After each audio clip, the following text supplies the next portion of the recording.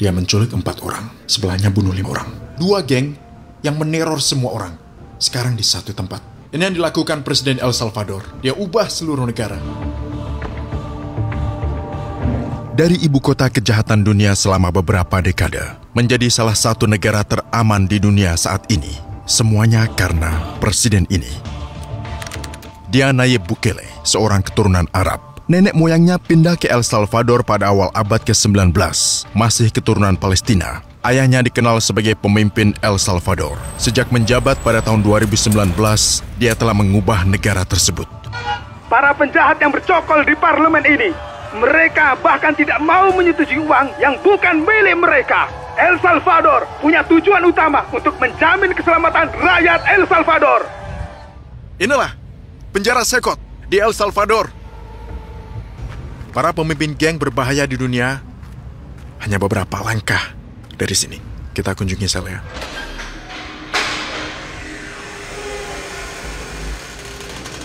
Masuklah. Kita sudah sampai. Buenas tardes.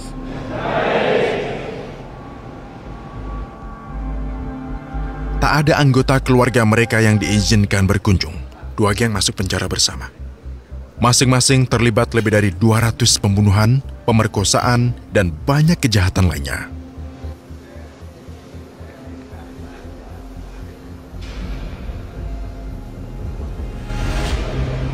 Penjaga bilang jika kau tatap, mereka akan tatap dengan seram. Ayo buktikan. Seperti yang kau lihat, setiap tahanan pakai seragam putih. Kaos, katok putih, dan sandal putih. Hanya itu yang mereka miliki di sini. Tidak ada kasur. Mereka tidur di dipan besi yang ada di sana itu. Ada banyak penjaga di sini. Rasanya seperti negara sedang perang. Semua tahanan harus pakai seragam putih. Semuanya. Lampu tidak pernah dimatikan. Menyala 24 jam selama 7 hari, jadi tahanan-tahanan ini tidak pernah tahu waktu dan penjaga bisa selalu memantau mereka. Tak ada kesempatan berulah. Tiap sel bisa tampung 100 tahanan, tapi hanya ada 80 tempat tidur per sel. Tidak ada selimut atau apapun yang bisa dipakai saat dingin. Kontrol dan pemantauan selama 24 jam seminggu. Selain personel, kami memiliki sistem kamera untuk membantu memantau setiap aktivitas secara langsung.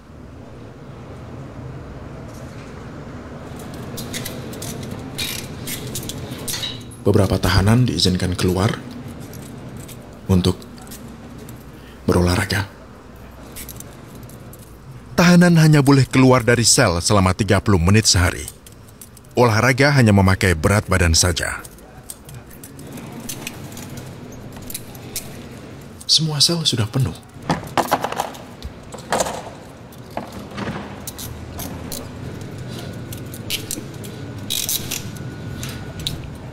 Seperti adegan dalam film Sekot.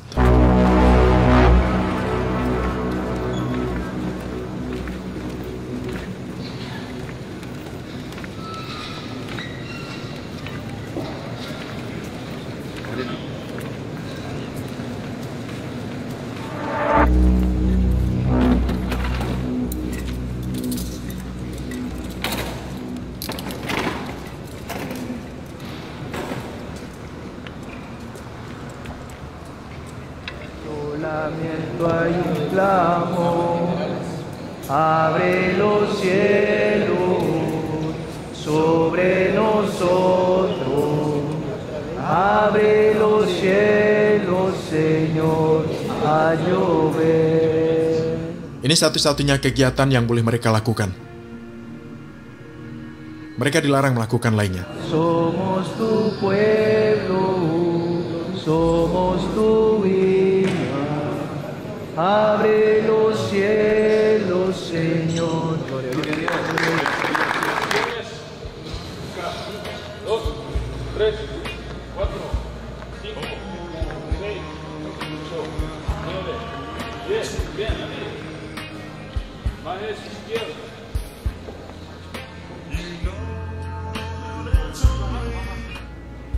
Tato mereka menunjukkan kelompok mana yang mereka ikuti. Siapapun yang punya tato geng akan segera ditangkap. Polisi memiliki katalog tato khusus. Setiap tato menandakan afiliasi geng. Ada anggota geng mencoba mengubah tatonya tetapi gagal.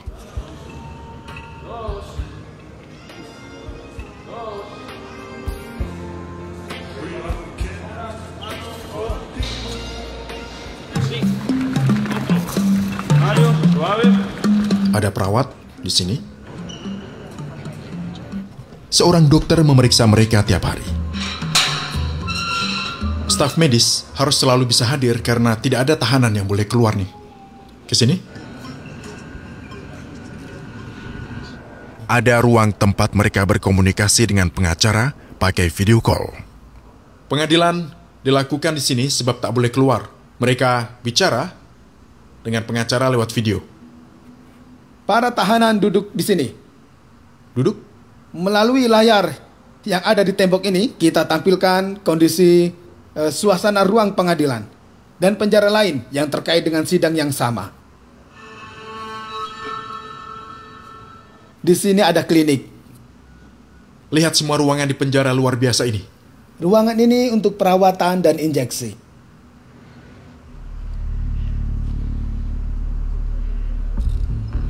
Kita sedang berjalan antara anggota dua geng paling bahaya di dunia.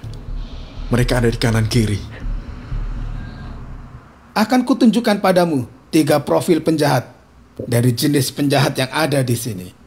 Subjek yang pada suatu ketika berlagak seperti dewa, memutuskan siapa yang berhak hidup dan mati. Dia akan tunjukkan pada kita ketiga penjahat tersebut. Buka maskermu. Dan ceritakan kejahatannya. Mereka sangat berbahaya bagi masyarakat. Alias El Seco, anggota aktif geng Barrio 18. Subjek ini didakwa dengan pembunuhan berencana. Dijatuhi hukuman lebih dari 100 tahun penjara. Angkat bajumu. Tatonya bisa menunjukkan dari geng mana mereka berasal. Yang ini membunuh 5 orang. Dia membunuh karena korban masuk ke wilayahnya. Oke, balik badan. Mereka semua bertato. Dia anggota MS-13. Dia menculik 4 orang. Sebelahnya bunuh 5 orang. Ini hanya contoh kecil saja dari para penjahat yang dipenjara di sini. Tahanan ketiga juga anggota geng. Dia membunuh seorang gadis muda, seorang atlet yang berbakat. Dia telah membunuh gadis tersebut. Angkat bajumu. Dia renggut harapan gadis itu.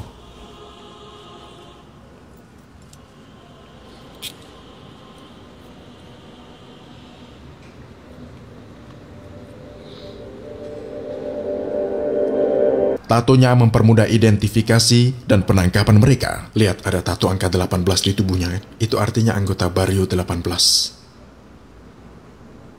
Coba perhatikan, kebanyakan tato di tubuh mereka ada gambar batu nisan. Mereka memakai tato ini untuk mengenang anggota geng lainnya. Anggota geng mereka yang sudah tewas dalam pertempuran atau pertikaian. Mereka juga punya tato kuburan dan tengkorak para korban. Lihat Maria, ini apa bacaannya ini? Santana Guzman, siapa dia? Dia nenekku. Oh, dia neneknya. Wajah putranya.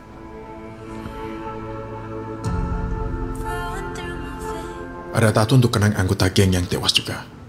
Semacam tengkorak. Setiap tato punya makna. Mereka ditangkap dan dikurung di penjara yang sama. Kedua geng ini berperang, tapi sekarang mereka di penjara bersama. Biasanya, kau juga bisa lihat ada tato wajah wanita di kaki mereka. Juga tato tengkorak dan ada juga tato marijuana. Untungnya aku tinggal jauh jika kelak salah satu mereka tangkapku. Bisa masalah.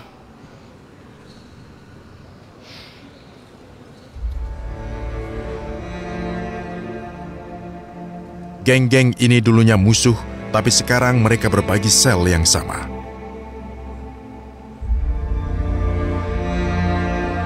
Seluruh hidupnya terkurung di sel ini. Mereka tak akan pernah pergi. Ini toiletnya. Kau lihat, ada di pojokan. Sudah 2 tahun di sini, Begitu penjara dibuka, para penjahat dipindahkan ke sini. Para penjaga menutup wajahnya khawatir ada napi yang bisa saja menghubungi orang luar agar membalas dendam pada keluarga penjaga. Sekarang kita menuju sel isolasi tempat napi yang berperilaku buruk.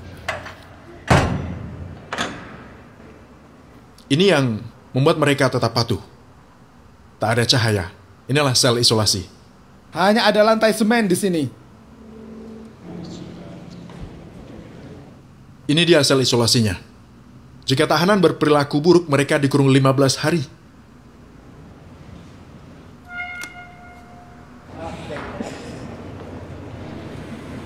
Mereka bahkan tidak boleh keluar untuk makan. Makanan diantar ke dalam. Kacang-kacangan dan nasi. Tak ada ayam, tak ada daging.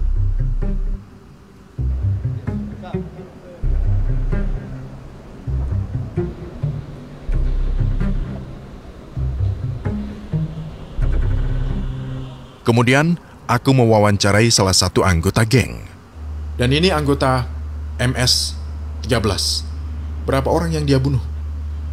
30. Dia bunuh 30 orang. Bisa lihat tatonya? Lihat.